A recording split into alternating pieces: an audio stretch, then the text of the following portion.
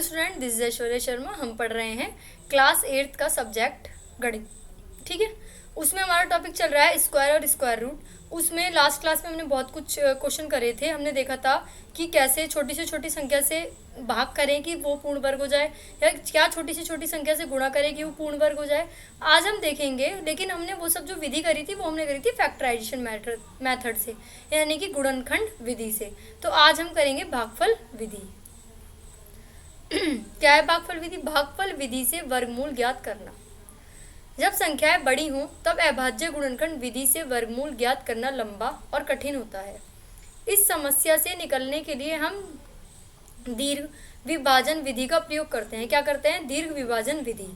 अब देखो, निम्न विधि किसी संख्या के वर्गमूल में अंकों की संख्या ज्ञात करने में उपयोगी होगी। कैसे होगी? अभी 529 का वर्गमूल ज्ञात करने के लिए निम्न चरणों पर विचार करें। देखो 529 में आपको प्रॉब्लम आई थी कि 529 किससे कटेगा। मैंने बताया था ऑड नंबर है, तो कुछ तो मैंने आपकी प्रॉब्लम इजी करी थी। बाकी मैंने आपको बताया था कि 3 होता है, 5 है, 7 है, 9 है, 11 है, 11 के अलावा 13 है, फिर 15 है, फिर 17 है, 17 के बाद फिर आता है हमारा 19, फिर ऐसे ही आता है 21, 23, 25, ऐसे आता है। तो मैंने आपको बताया था कि 5 कम कर दो, यहाँ 15 कम हटा दो, और 25 इनसे तो ये जाएगा नहीं, क्योंकि इनके जो वर्गमूल होते हैं उसमें 5 या 0 ही आता है लास्ट में। तो देखो अब हमारे पास नंबर बचे 3, 7, 9, 11, 13, 17, 21, ये 19 और 23, 1, 2, इतने सारे नंबर बचे हैं। तो हमें कैसे पता लगाना होगा? तो उसके लिए कुछ ना कुछ तो हमारे पास चाहिए होना चाहिए था। तो 529 का वर्गमूल ज्ञात करने के लिए निम्नलिखित चरणों पर विचार कीजिए। स्टेप नंबर 1 हमारे पास है, इकाई स्थान से प्रारंभ करते हुए प्रत्येक युग्म पर बार लगाइए। अब हमने बार लगा दिया। यदि अंकों की संख्या विषम है, हमने बार लगाया, विषम है, तो बाएं तरफ एक अंक पर बार लगाएं। 529 इस प्रकार लिखते हैं सॉरी, ओके। अब देखो स्टेप 2, हमने बार लगाया 5, 2, 9। हम लास्ट से काउंट करते हैं बार, 2 ऐसे लगाओ और एक ऐसे ही छोड़ दिया हमने। अगर यहाँ 4 संख्याएं होती तो चारों पे 2-2 करके बार आ जाता। अब यह सबसे बड़ी संख्या ज्ञात कीजिए जिसका वर्ग सबसे बाईं तरफ के बार के नीचे लिखी संख्या से कम या बराबर हो। हमें करना है सबसे पहले सबसे बाईं तरफ, बाईं मतलब एक तो बाईं होती है हमारी लेफ्ट साइड, तो लेफ्ट साइड तो हमारी है। तो अब इसमें हमें ज्ञात करना है कि जिसमें संख्या से कम या बराबर हो, यानी कि जो 5 है किस किसके बीच में आता है। 5 जो है हमारा, एक तो 2 का स्क्वायर हमारा होता है 4, 3 का स्क्वायर होता है हमारा 6, तो हम इसमें लेंगे 2 वाला। तो 2 ले लिया हमने, 2 का स्क्वायर क्या आया 4। अब हमारे पास बचा 1।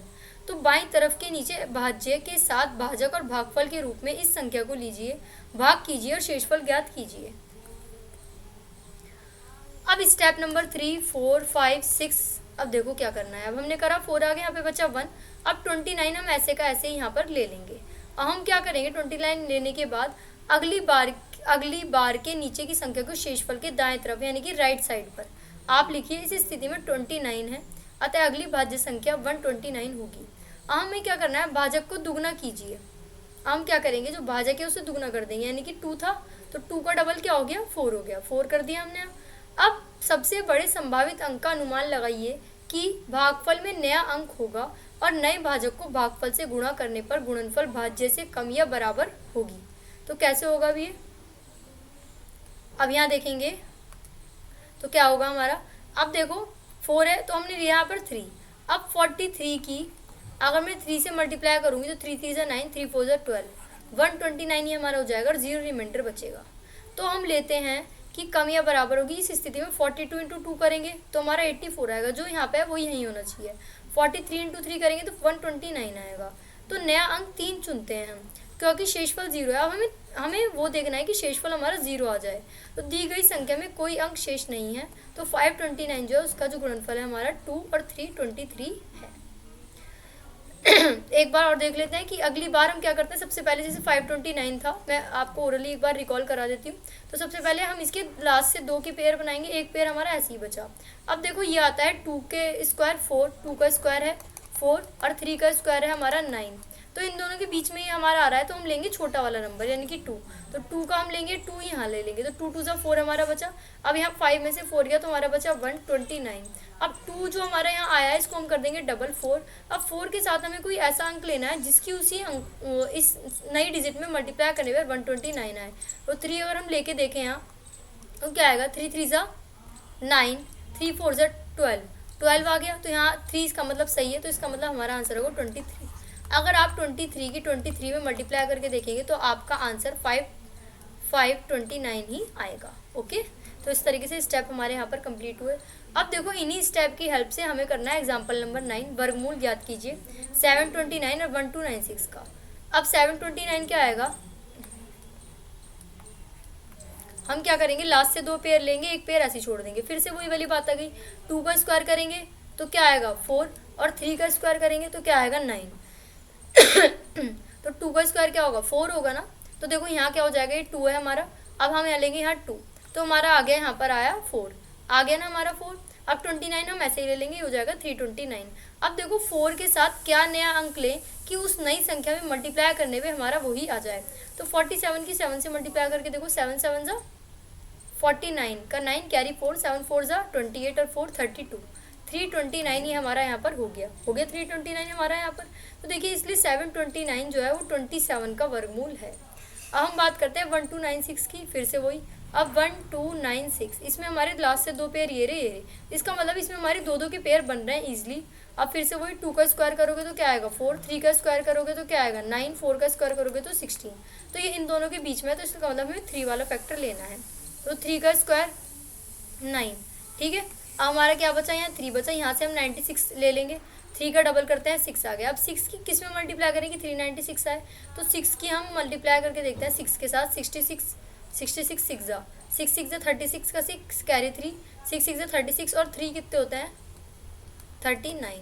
तो ये हमारा हो गया 396 ही आ रहा है, तो यहाँ आ जाएगा 6, यहाँ भी आ जाएगा 6 और यहाँ आ जाएगा 396 और यहाँ आ जाएगा क्या बचा है रिमाइंडर 0।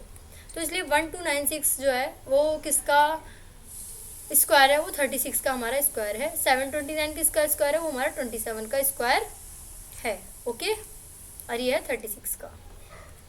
अब देखो एग्जाम्पल नंबर 10, वह सबसे छोटी संख्या ज्ञात कीजिए जिसे 5607 में से घटाने पर वह पूर्ण वर्ग संख्या बन जाए। इस पूर्ण वर्ग संख्या का वर्गमूल भी ज्ञात कीजिए और दीर्घ विभाजन विधि से 5607 ज्ञात करने का प्रयास करें।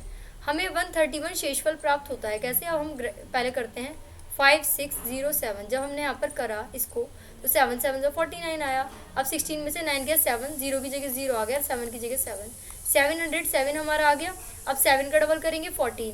अब 14 के साथ कौन सा ऐसा नंबर लें कि वो जो नई संख्या बने उसकी उसी नई संख्या में नए नंबर में मल्टीप्लाई करने पर वो संख्या जो है पूरी क्या बन जाए, वर्गमूल बन जाए।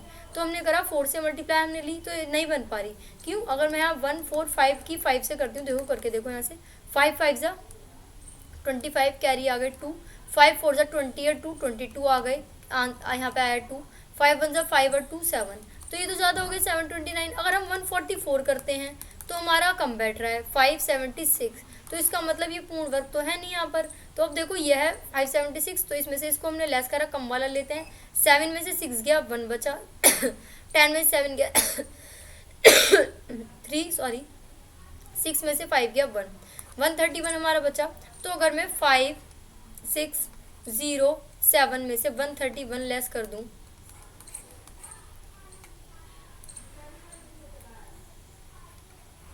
7 में से 3 गया 6, 10 में से 3 गया 7, 5 में से 1 गया 4 और यहाँ क्या बचा, यहाँ बचा हमारा 4।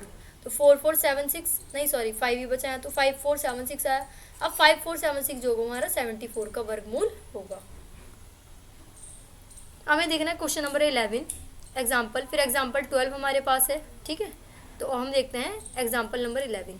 4 अंकों की सबसे बड़ी संख्या बताइए जो पूर्ण वर्ग हो। 99, पहले 4 अंकों की बड़ी संख्या हम ले लेते हैं। क्या है सबसे बड़ी संख्या, 99999 ले लिया।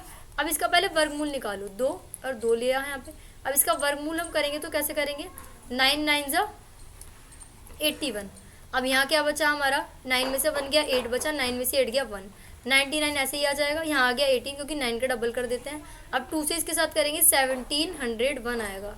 9 में से 1 गया 8, 9 में से 0 गया 9, 8 में से 7 गया 1, 198 ये हमारा हो जाएगा, ठीक है ना। अब 198 कम है इससे, तो हम क्या करेंगे 9 9 9 9, इसमें से हम लेस कर देंगे, क्या लेस कर देंगे 198, तो 9 में से 8 गया 1 बचा, 9 में से 9 गया 0, 9 में से 1 गया 8, ठीक है, और यहाँ 9 रह गया, तो 9801 हमारा यहाँ पर आ गया, ठीक है ना। तो 9801 क्या होता है 99।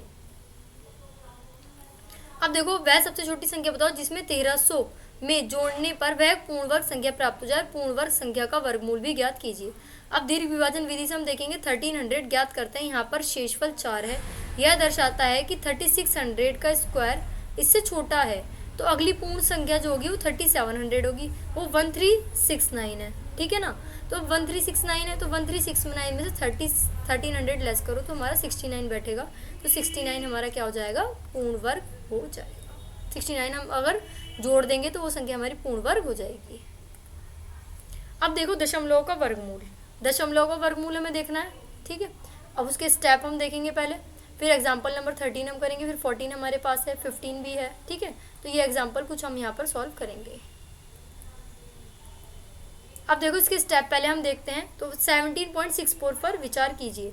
दशमलव संख्या का वर्गमूल ज्ञात करने के लिए हम पूर्ण संख्या पर सामान्य रूप से बार लगाते हैं। दशमलव भाग पर भी पहले दशमलव संख्या से प्रारंभ करके बार लगाते हैं और सामान्य रूप से आगे बढ़ते हुए जाते हैं।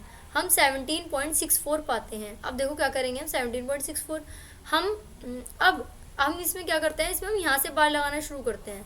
अब देखो इसी तरह से आगे बढ़ते हैं, 17 पर बार सबसे बाईं ओर है, तो 4 का स्क्वायर क्या होगा वो 17, 4 का स्क्वायर जो होगा वो होगा 16, यानी कि वो 17 से क्या है वो 17 से छोटा है, और 5 का स्क्वायर जो होगा वो है 25, वो क्या है हमारा 17 से क्या है वो हमारा वो 17 से हमारा बड़ा है, ठीक है ना 5 का स्क्वायर। तो इसका मतलब हमें यहाँ पे लेना है 4 का स्क्वायर। इस संख्या को भाजक के रूप में लीजिए और सबसे बाईं बार के नीचे की संख्या भाज्य के रूप में लीजिए, भाग दीजिए और शेषफल ज्ञात कीजिए। तो 4 का स्क्वायर क्या हो जाएगा 16, यहाँ पे क्या है 0.64 है हमारा, तो क्या बचा हमारा 1 रिमाइंडर यहाँ पर हमारा बचा, ठीक है 1 रिमाइंडर यहाँ पे हमारा बचा। अब शेषफल स्टेप 3, स्टेप 4, स्टेप 5 और स्टेप 6, ठीक है। अब यहाँ पे क्या आएगा शेषफल हमारा क्या है 1 है, अगली बार के नीचे की संख्या अर्थात 64 शेषफल के दाएं लिखिए, ठीक है, हमें लिखना है यहाँ पर इसको दाईं तरफ। तो क्या आया हमारा यहाँ पर 64 के दाएं हमने लिखा। अब देखो 4 का स्क्वायर 16 हमने यहाँ लिखा, कितना बचा हमारा 164, ठीक है। अब 164 हमारा यहाँ बचा। अब देखो यहाँ 82 है, तो 8 के साथ हम कौन सा प्लेस लें यहाँ पर कि हमारा क्या आ जाए 164 ही आ जाए। तो 8 के साथ अगर मैं यहाँ लेती हूँ 2, तो देखो 82 2 ज़ा 4, 2 8 ज़ा 16, 164 ही हमारा बैठ रहा है। पर उससे पहले हमने पॉइंट वाली संख्या यहाँ पर उतारी, तो इसलिए हम पहले लगाएंगे पॉइंट। भाजक को दोगुना कीजिए, वो हमने कर दिया दोगुना, 4 का डबल कर दिया 8, दाईं तरफ लिखिए और पहले 64 दशमलव भाग में था, अतः भागफल में दशमलव रखिए। तो पहले 64 दशमलव में था, यहाँ लाने से पहले यहाँ पे पॉइंट लगाना पड़ेगा आपको। स्टेप 5 हम जानते हैं कि 82 के 2 से मल्टीप्लाई करूँ तो 164 आएगा, अतः नई संख्या क्या है 2 है, तो भाग दीजिए और शेषफल ज्ञात कीजिए।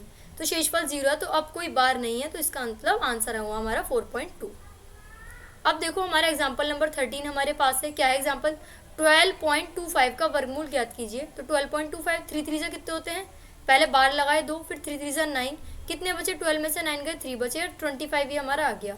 अब 3 को हम डबल करते हैं 6 आएगा, 6 के साथ अगर हम 5 लेते हैं यानी कि 65 5 ज़ा, अगर हम यहाँ करते हैं तो हमारा आंसर आएगा 325, ठीक है। और पहले लगा लेंगे पॉइंट, तो ये आ गया हमारा 3.5, ओके।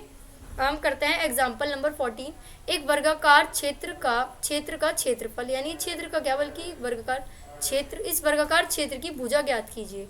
तो भुजा क्या होती है, वर्गाकार क्षेत्र का क्षेत्रफल होगा ये, एक वर्गाकार क्षेत्र की भुजा का क्षेत्रफल होता है ये हो जाता है क्षेत्र की भुजा का क्षेत्रफल। अब देखो क्षेत्रफल जो होता है ना भुजा, तो वो होता है भुजा का स्क्वायर होता है। तो अब जो है यहाँ पे हमें क्षेत्रफल अगर दे रखा है तो ये स्क्वायर इधर जाके स्क्वायर रूट बन जाता है, इसलिए हमने यहाँ पर भुजा निकालनी है।